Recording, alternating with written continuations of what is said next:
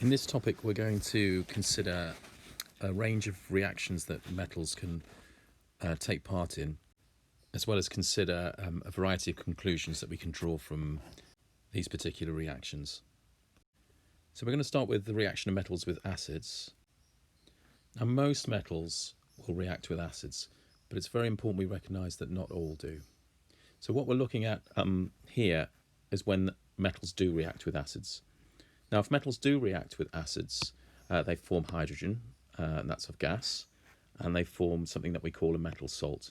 Now, we're going to talk about that metal salt in a short while, but what we've got underneath is this is the general equation that if a metal does react with an acid, this is the reaction that will always take place. So if a metal reacts with an acid, we'll always make something called a salt, and we'll consider what that is a bit shortly, and we'll also get hydrogen gas. Now, to help us remember this overall equation, if you notice that I've put in bold the first letter of each of the words in that general equation, and if we just write them out separately, what you'll hopefully see is that there's this nice mnemonic MASH. So metal plus acid produces a salt plus hydrogen. So this MASH is a useful way for us to remember the general or overall equation. Now we'll focus first on hydrogen, which is one of the products that we get if a metal does react with an acid. So if we're thinking about the reaction itself, if we've got a gas being produced and we've got a metal, which is a solid, reacting with an acid, which is a solution, and we're getting this gas hydrogen being produced, then we're going to see bubbles, fizzing, effervescence. So this is one of the signs that a reaction, chemical reaction, is taking place. Now we can collect that gas that's being produced, and to test that it's hydrogen, or to test whether it's hydrogen, what we'll do is we bring a lighted splint and we bring it near to that hydrogen gas that we've collected, say, in our test tube, and if we get a squeaky pop, a sort of something like that, then that tells us that hydrogen was the gas that we collected. So now let's look at the second product of a metal and acid reaction, and that's the salt. So the salt is the product of this neutralization reaction, and these salts are always made of a metal and non-metal. And the non-metal part of the compound, so we're making a new compound, the non-metal part of the compound is going to depend on the acid that we used. Now, the three most common acids that we use are hydrochloric acid, sulfuric acid, and nitric acid.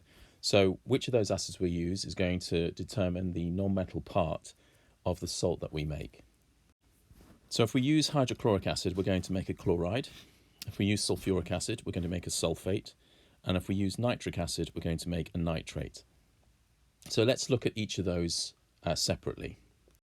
So when we react a metal with hydrochloric acid, we're going to make that metal's chloride and hydrogen. So if we look at the examples that we have here, then if we react iron with hydrochloric acid, then our products are going to be iron chloride and hydrogen. So if we're reacting a metal with hydrochloric acid, we make that metal's chloride. So we were reacting iron with hydrochloric acid, so we make iron chloride. And then, of course, with any metal and acid reaction, we always get hydrogen as our second product. So why don't you pause the video here at this point just and see on a piece of paper, just have a go at doing the next two equations, thinking about what those products would be, and then we'll go through the answers. So pause the video. So if we react magnesium with hydrochloric acid, we're going to get magnesium chloride and hydrogen. And if we react zinc with hydrochloric acid, we're going to get zinc chloride plus hydrogen. So if we react a metal with hydrochloric acid and the reaction takes place, we will always make a chloride salt. What about if we use sulfuric acid? So if the reaction takes place, if our metal does react with sulfuric acid, we'll make a metal sulfate and hydrogen. So sulfuric acid produces sulfates. So if we take our first example again, iron plus sulfuric acid is going to give us iron sulfate plus hydrogen. So the metal plus sulfuric acid produces the metal sulfate plus our hydrogen. So we used iron and sulfuric acid and we made iron sulfate and hydrogen. So why don't you pause the video and try and complete the next two equations the magnesium and sulfuric acid, what products is that going to produce? Zinc and sulfuric acid, what products is that going to produce? So just pause the video and then we'll look at the answers. So if we react magnesium and sulfuric acid together, we get magnesium sulfate plus hydrogen. And if we react zinc and sulfuric acid together, we get zinc sulfate plus hydrogen. So if we have a metal reacting with sulfuric acid, we will always get a sulfate salt. Finally, if we look at nitric acid, then what we see is that if a metal reacts with nitric acid, we always make a metal nitrate and hydrogen. So iron plus nitric acid produces iron nitrate plus hydrogen. Magnesium plus nitric acid produces magnesium nitrate plus hydrogen. And zinc plus nitric acid produces zinc nitrate plus hydrogen. So for the moment, that concludes our reactions of metals with acids. We're going to come back to it a little bit later. But for the moment, really what we need to understand is if a metal reacts with acid, and we'll find out later how we'll know whether it's going to react or not, then we always get a salt and hydrogen produced, and we can remember that using the mnemonic MASH. So metal plus acid produces salt plus hydrogen, and the actual salt we'll get will depend on the acid we've used. So if we used hydrochloric acid, it's going to be a metal chloride. If we've used sulfuric acid, it's going to be a metal sulfate, and if we've used nitric acid, it's going to be a metal nitrate.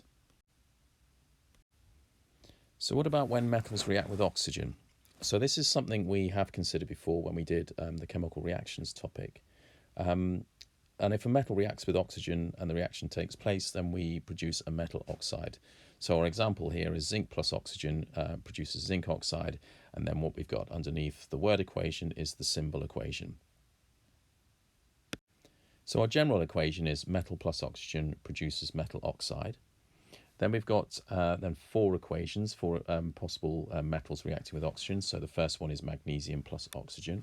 So if magnesium and oxygen react together, then the product we get is magnesium oxide. So why don't you pause the video and then try and do the three remaining reactions, zinc plus oxygen, iron plus oxygen, copper plus oxygen. Write what you think the complete equation will be on a piece of paper, and then I'll go through the answers. So if zinc reacts with oxygen, then the product that we get is zinc oxide. If iron reacts with oxygen, then the product we get is iron oxide.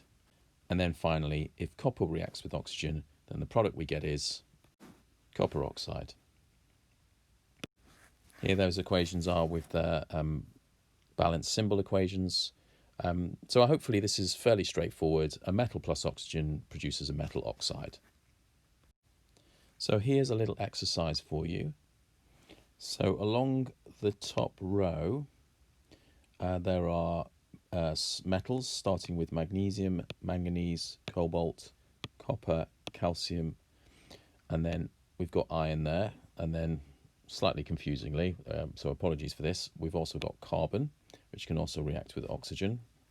And then they're going to react with oxygen, and oxygen in its elemental form is O2. So we can start to produce some symbol equations, balanced symbol equations with, say, magnesium plus oxygen, or manganese plus oxygen, or cobalt plus oxygen, and so on. We've got carbon plus oxygen. And then the products of these reactions, well, if we use iron, we're going to make this iron oxide. If we use carbon, we could either make carbon monoxide or carbon dioxide. If we use copper, it's going to be copper oxide, cobalt oxide, manganese oxide, and so on. And what you can do is you can get a piece of paper and try and construct the equations for these particular reactions. So start first of all with the symbols. So magnesium, Mg plus O2 produces MgO, and then using the bubble method, which we did in our previous topic, then try and produce the balanced equations. So I will do an example on the next slide, and we'll take it from there.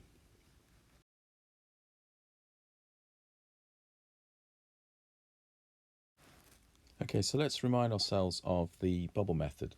So the first thing that we need to make sure is correct, are the actual formulae for the substances, both the reactants and the products. So we are reacting magnesium with oxygen. So we've got to remember that oxygen as an element is O2, and that is going to produce magnesium oxide. So we're given in this particular set of questions, or this particular exercise, we're given the relevant formulae. So we don't have to work those out, we're actually given them. So the next thing to do is to split that equation into the reactants and products.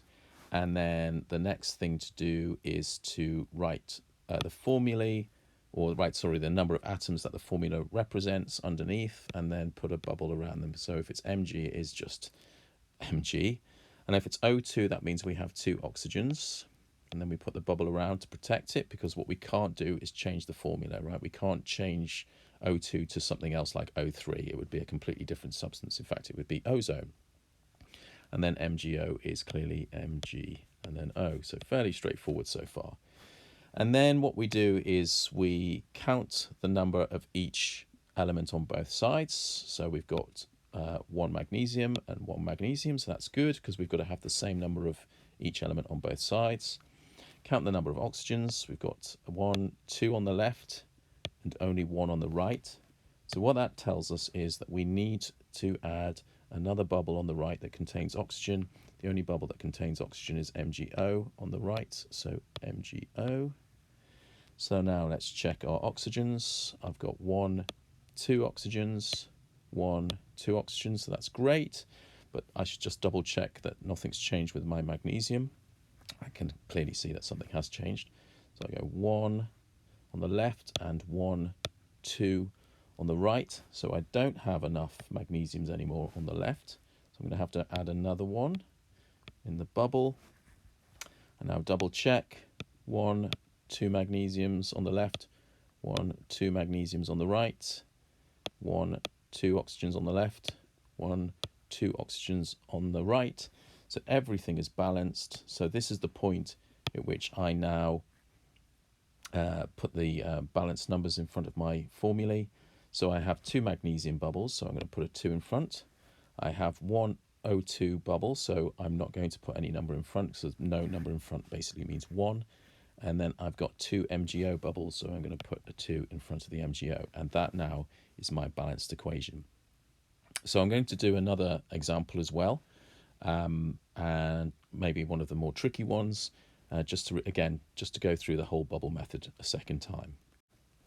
So this time I'm going to look at the reaction between iron and oxygen to produce iron oxide. So let's look at the formulae that are given to me at the top of the page. So it's going to be Fe, iron plus oxygen, so O2, and the product, iron oxide, is Fe2O3. And again, let's divide my equation into the 2 sides. Let's think about the bubbles.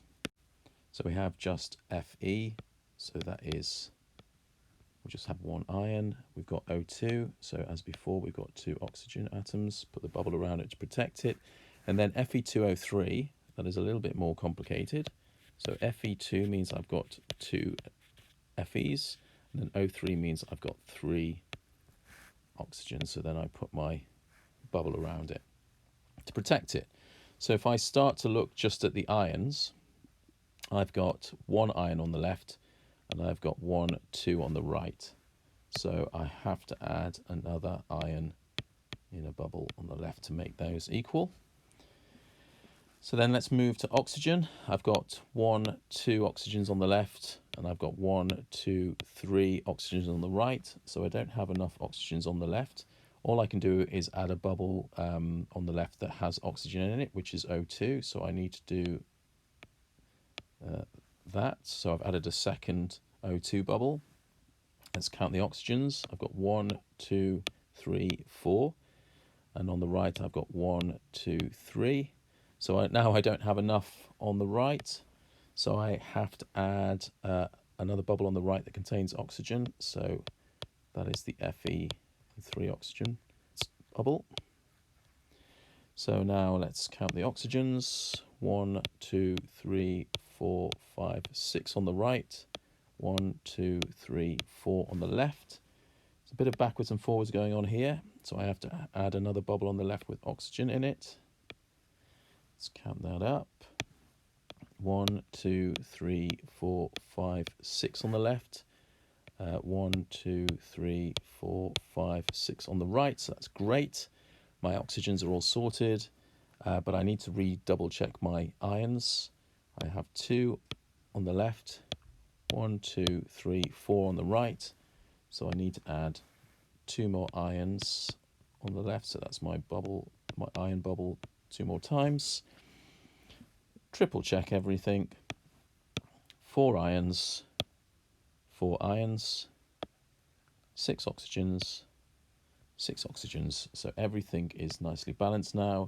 Count up my bubbles. I've got 4 Fe bubbles, I've got 3 O2 bubbles, and I've got 2 Fe2O3 bubbles, and that now is my balanced equation. So I'll let you have a go at the remainder. So pause the video. Still to do are manganese, cobalt, copper, calcium, and carbon. Remember that the carbon could produce these 2 products, carbon monoxide or carbon dioxide. So I will let you have a go at balancing those, and I will just shortly in a second write the overall final balanced equations.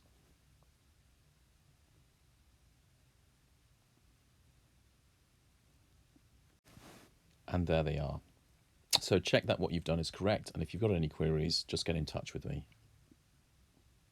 So we've looked at metals reacting with acids, we've looked at metals reacting with oxygen, and now we're looking at metals reacting with water. And if we focus firstly or initially on the alkali metals, so on the periodic table is made up of rows and columns, and those columns are called groups. And the first group, or group 1, or the one that's furthest to the left, is called the alkali metals. So it has lithium, sodium, potassium, rubidium, cesium. If any of those alkali metals react with water, then you always get the metal hydroxide produced plus hydrogen. So if we react sodium and water, we're going to make sodium hydroxide plus hydrogen.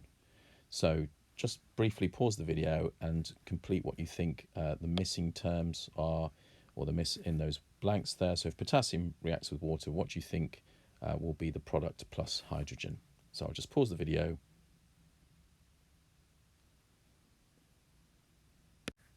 So what we get is if potassium reacts with water, we get potassium hydroxide plus hydrogen. So if we look at a variety of metals and consider the reaction with water, then in most cases, well, one of the things that you'll notice, is that a lot of them react with water, but not all of them. And if you think about what I said about acids, most of them react with acid, but not all of them. So that's an interesting thing to be drawing on here. And then if we look at what it says about the reaction with water, we can see that we've got a very violent reaction, we've got a very quick reaction, then we've got a reaction that's happening slowly, then we've got a sort of almost no reaction, but will react with steam, and then we've got no reaction whatsoever. So there isn't just a case of they do react or they don't react, it's also a case that actually they can react very quickly, very vigorously, or they can react very slowly, or they can react not at all. So the fact that some metals react with acids and others don't, the fact that some react with water and others don't, the fact that there is a difference in how strongly they react, if they do react. And one of the things that this is telling us, or is giving us the information to be able to conclude, is that it's possible to order the metals in something we call a reactivity series. And one way to think of it is like a league table of metals, with the most reactive at the top and the least reactive at the bottom. We typically include 2 non-metals in this reactivity series, and we'll understand why a little bit later, but we typically include hydrogen and carbon. So even though they're not metals, we put them in the reactivity series because they help us understand some of the reactions that metals undergo. So here is a version of the reactivity series. When I say version, it's not a case that there are different orders, but it is possible that you see some reactivity series with more metals in it or fewer metals in it, and it's not that the order of the metals is any different, it's just, I guess, the level of detail in terms of how many metals are included. So right at the top, you can see we've got potassium, then sodium, then calcium, and then right at the bottom, if we do the last three, we've got silver, gold, and platinum. And one of the things that you might think about is that those last few elements are ones that we typically think of as being good for decorative, whether it's jewelry or whether it's things that we want to sort of look nice. And the fact that they are not very reactive is a key feature or a key aspect of that. Now, if we look at that list and we compare it to the periodic table, then there is something that I think is quite interesting that we can sort of spot. I think it helps us also remember a sort of a rough order of the reactivity series. So if you look at the first two elements in the version that we've got here, potassium and sodium, you'll notice that they are both in group 1. So both of those metals are in group 1, or the first group. Then we look at calcium and magnesium, and we look at where they are on the periodic table, and we find them in group 2. Then we've got aluminium, which is in group 3. So, if you're not sure, please do find them on the periodic table. This is where carbon comes, and then everything below carbon is, or nearly everything below carbon, is in the central block here. So I will use that. If you look at that central block there, that's where all of the remaining metals are found in the reactivity series. And that is called, or they are called, the transition metals. I think really just the thing to take away from this is group 1 is the most reactive, group 2 the next most reactive, group 3 the next, and then we have the transition metals. And I think that can be a useful way of vaguely remembering the reactivity series. Now, because it's like a league table, one of the things that metals can do is compete with each other. So metals that are high in the reactivities, they're more likely to react than a metal that's low in the reactivity series. So potassium reacts very vigorously, very violently in most of the reactions that we've looked at in this topic, whereas right at the bottom, platinum and gold are very unreactive. They hardly react at all, if at all. So if we have two metals present in a solution, then what will happen is the more reactive metal is going to bind onto any other chemical in the solution. Now, to make it clear what I mean by that, we need to really see an example. So imagine we've got a copper sulfate solution and we put zinc into it. Now, what we would observe over time is that the zinc would turn darker and the blue copper sulfate solution would turn paler. And that's because a reaction's taking place. So the zinc and the copper sulfate are reacting together to make zinc sulfate and copper. And if we looked back at the reactivity series, we'd see that zinc was higher in the reactivity series than copper. And so what's happening is that zinc is displacing, we use the word displacement, even though we might think of it as replacement, but we use the word displacement in chemistry. The zinc is displacing copper from the compound. So this is a particular type of reaction called a displacement reaction, okay, called a displacement reaction. So a displacement reaction only takes place when the metal being added is higher in the reactivity series than the metal that is already present in the salt solution. So we're now going to try and sort of use that knowledge in practice. So this is often how practicals work regarding displacement reactions. So we've got a variety of salt solutions along the top row. We've got magnesium chloride, iron nitrate, lead chloride, copper sulfate, silver nitrate. So these are our salt solutions. And then down the left-hand column, we've got the metals. So magnesium, zinc, iron, lead, copper, silver. So what we'll be doing is we'll be adding magnesium to magnesium chloride, magnesium to iron nitrate, magnesium to lead chloride, and so on and so on. And what we'll be deciding is whether a displacement reaction is going to take place or not. So before we even start really considering that, what we can do straight off is we can write not applicable in some of the boxes, because it doesn't make any sense that if we're adding magnesium to a magnesium salt that there really is going to be any reaction or anything that we can see, because magnesium can't displace itself. So we've got Na in magnesium, magnesium chloride. We've got Na in iron and iron nitrate, because again, iron can't displace itself. Lead and lead nitrate, copper and copper sulfate. So these just aren't even worth thinking about. And then silver and silver nitrate. So obviously a metal can't displace itself. Okay, so then let's look at them, starting with magnesium and iron nitrate.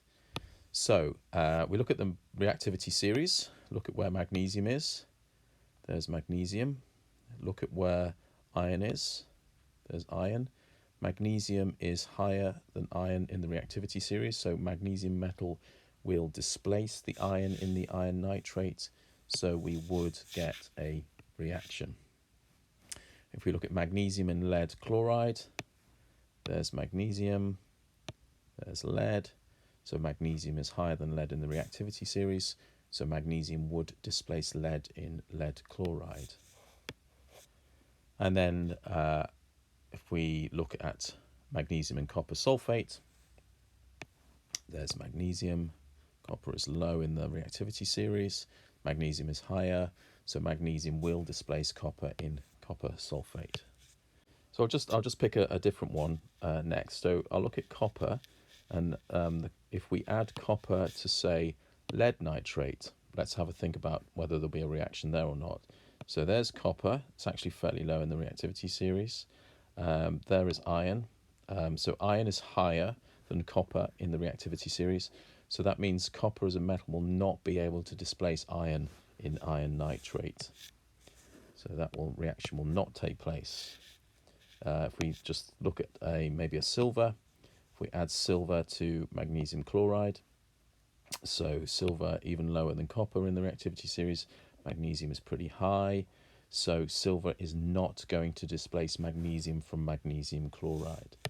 So what I'd like you to do is to pause the video and have a think about each of the possible reactions that could take place and put a cross or a tick, or say whether there would be a reaction or not for each of those.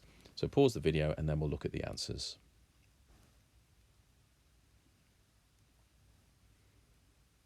Okay, so if I complete the table, it's going to look like this, which actually looks like it's got a very clear pattern to it. And the reason why that looks like it's the case is because if you look at how I've ordered the metals on the left-hand column, I have basically ordered them in the reactivity series order. And if we look at the metals in their salts along the top, I have ordered them in their reactivity series order. So a more reactive metal will displace a less reactive metal in a compound. If you have any queries about any of that, please get in touch with me. So let's try and put everything together. So on the left-hand side of this table, we've got the metals in their order of reactivity. So the most reactive at the top, potassium, the least reactive at the bottom, platinum. Then across the top, we've got the different reactions that we've looked at. So reaction with oxygen, reaction with water, reaction with acid. And then what we're going to do now is we're going to fill in the different parts of this table, which basically gives us a description of how the metals react in each situation. And this will give us a picture of how the reactivity series relates with those different reactions. So if we start with oxygen, so if we look from potassium to tin, if we react those metals with oxygen, then what we'll get, the reaction that will take place is basically they will burn in oxygen.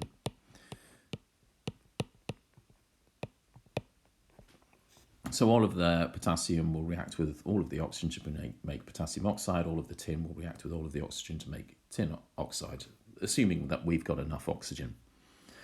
If we look at from lead to silver, then what we get is something a little bit different. So it's more of a tarnish. So what's happening is that this reaction is happening on the surface. So there is a reaction happening, there is a metal oxide forming, but it's only forming or happening on the surface of the metal.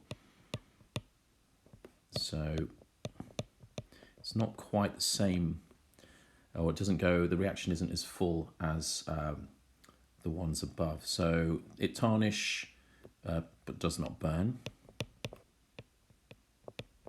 And then if we look at gold and platinum, there is no reaction whatsoever.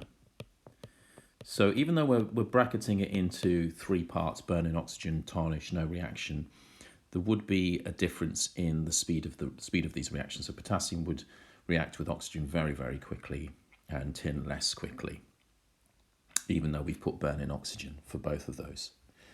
What about with water? So if we look at the first box, so we've got potassium, sodium and calcium. If we just put those metals in cold water, then we will still get a reaction. We will get sort of reasonable, vigorous amount of fizzing. In fact, in potassium, very strong, very fast reaction. So fizzes in cold water. And the fact that we're saying the water is cold is important because temperature can affect how quickly a reaction takes place. So if we're saying it's happening quickly in cold water, then that's telling us something about how strong the reaction is. If we look at the next group, so really from magnesium to tin, then we get a very slow, if any, reaction. So it might not be easy to observe. So the reaction that might take place might be so slow as to almost not be perceptible. But that's with cold water. So we're comparing that with the ones above. But of course we can change the temperature. And if we turn that water into steam and react to the steam with the metal, then we would actually get a very clear reaction.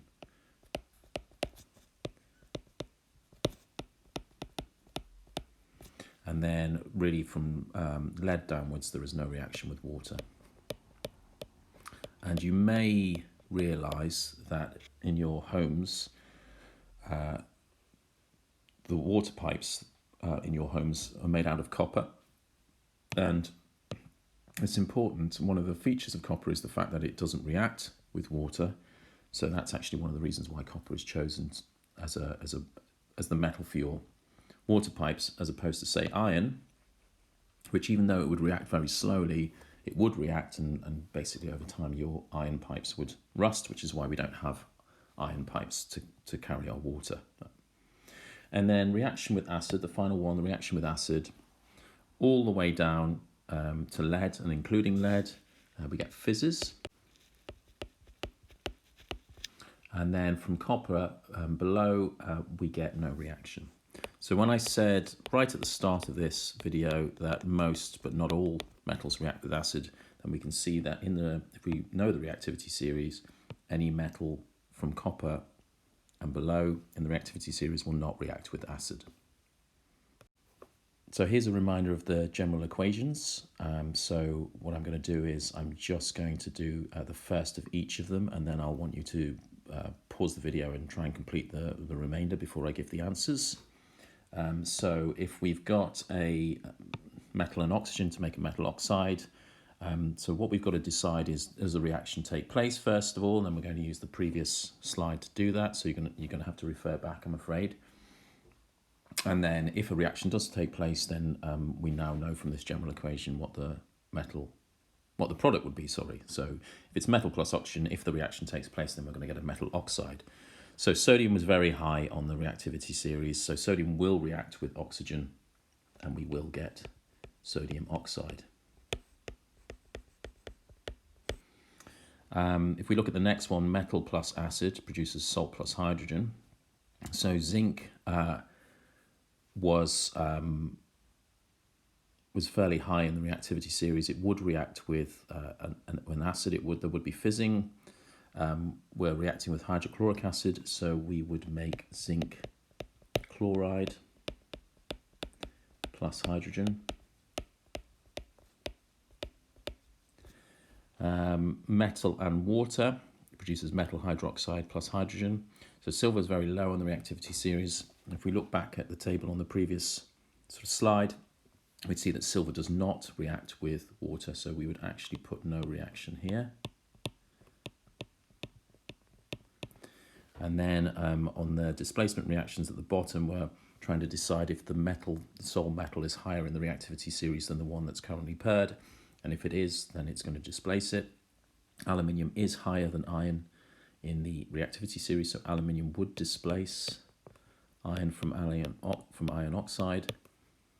So we would get aluminium oxide plus iron. So pause the video, make a note of the equations that are left to fill. First of all, decide would the reaction take place, use the table that was on the previous slide, and then write what the actual products would be using the general equations given at the top of each box. So if you pause the video, and we'll look at the answers in a second.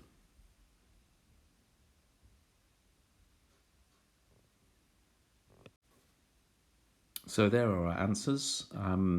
Make sure you check through them carefully. Pause the video so you can check through them carefully. And if you've got any queries, just let me know. So we're just going to do some sample questions. So I'm going to ask you to have a go at these before I give the answers. But just before we do that, I just want to highlight some of the ways of reading these questions. So it says write word equations for any reaction that takes place in each of the following. And if you would expect no reaction to occur, say so. So if you think there's no reaction, you must explicitly state that. So one of the things to think about is what they're giving you are the potential reactants. So it says calcium is added to water. So the added means plus. So really what that's saying is calcium plus water. So they are your reactants, and then you have to decide if there's a reaction that's taken place or not, and then if so, what the products would be. But then you have to write the full word equation. The fact that it says the acid is dilute on the second question, or part B, doesn't matter. If so, anywhere it says added is a plus. So where else have we got added? We've got it here, we've got it here, we've got it here. If it says with, that's also the equivalent of a plus. So lead oxide is heated with magnesium. It's saying lead oxide, plus magnesium. So with is there. And then lastly, if they say in air, then really what they're talking about is oxygen. So really that's saying calcium plus oxygen. Okay, so pause the video, have a look at each of those questions, write the reactants first, write the arrow, decide if there's going to be a reaction or not. You're going to need to use the table from a few slides before this one. And then if there is a reaction, complete it, write what the product or products are.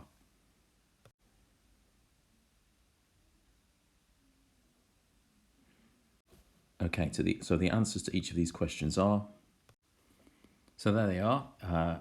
Hopefully you've got them all right. If you've got maybe just one wrong, that's fine. Think about why it is. If you've got a number wrong, then maybe the thing to do would be to get in touch with me, and we can sort out whatever the problem is. So we've come to the last part of this topic, and this is a part where we think about or consider where we get our metals from, because metals are sort of ubiquitous in the world we live in. So for example, nearly all of our rechargeable batteries will be lithium batteries. Aluminium is used in food sort of containers, but also in plane manufacture. Iron is the principal element in steel. Steel is used for all sorts of things, such as car chassis, bridges, so on. Copper, we've already said, is the metal that's used to make the pipes that carry the water around our houses. And it's also the metal that's used in all of the wiring in our houses. And then, of course, we're aware of sort of silver, gold, and platinum from a more ornamental sort of perspective. So where do we get most of these metals from? So they're all found in the Earth's crust, and some of the unreacted metals, the ones right at the very bottom of the reactivity series, gold, silver, to a certain extent copper and platinum, but definitely platinum, they are so unreactive as to be the case that we can find them literally in their metal form. We can find nuggets of gold, we can find nuggets of platinum. But most of the metals, the vast majority of metals, are actually found combined with other elements. Commonly oxygen, but not exclusively. And these compounds are known as ores. And we have to dig these ores up out of the ground and then extract the metals from them. And only then do we have the raw material for making or using the metals in whatever way we wish to use them in. So a metal ore really is a rock that contains a metal compound. Strictly speaking, it's a rock that contains a metal compound that we feel it's financially worth extracting the metal from. So the one on the left there, that almost certainly is copper that's present in that rock. That's what's given it that lovely green hue when copper is in certain compounds. And if we look at when metals were first discovered, and we just look at some of those metals, you can see that gold as far back as 5000 BC, possibly earlier, but just to give a sort of, this would be a dates that we could be fairly confident that gold was used in. If we look at something like potassium, it wasn't until sort of the beginning of the 19th century. So those metals are in order essentially of the date they were discovered, and I'm wondering if you can notice something about that order. So maybe just pause the video, have a look at that list of metals which are in order of the date they were discovered, and then have a think about, can you spot anything about that particular pattern? So really that is in order of reactivity. So potassium is the most reactive of those metals, and it was discovered, well, almost last of all. And then gold, the least reactive of those metals, and discovered the furthest back in time. Interestingly, you can see it's around 1800 that there's suddenly something must happen around 1800, which means that suddenly a number of elements are discovered.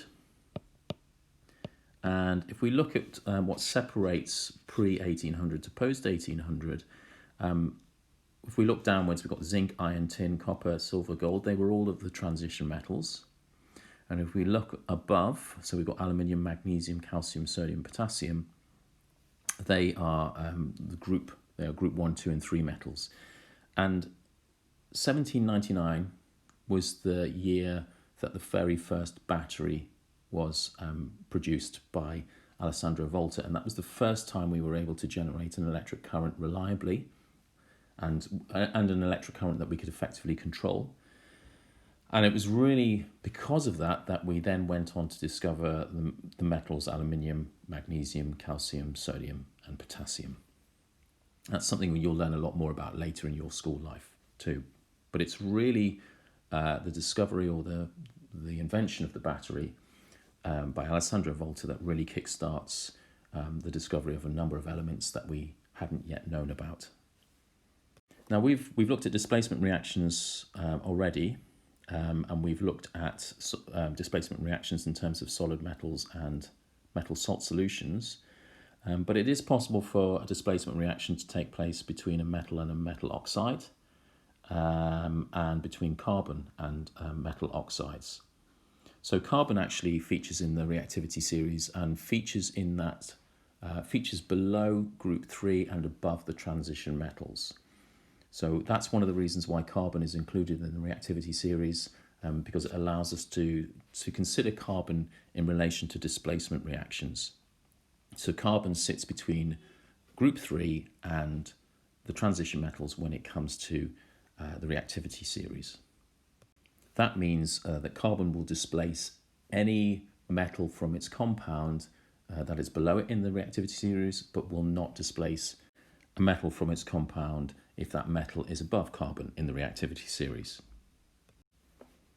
So here's just an example of a metal with a metal oxide. Iron is above copper in the reactivity series, so iron will displace copper from copper oxide to form iron oxide and copper. And aluminium is above iron in the reactivity series, so aluminium will displace iron from iron oxide to make aluminium oxide and iron.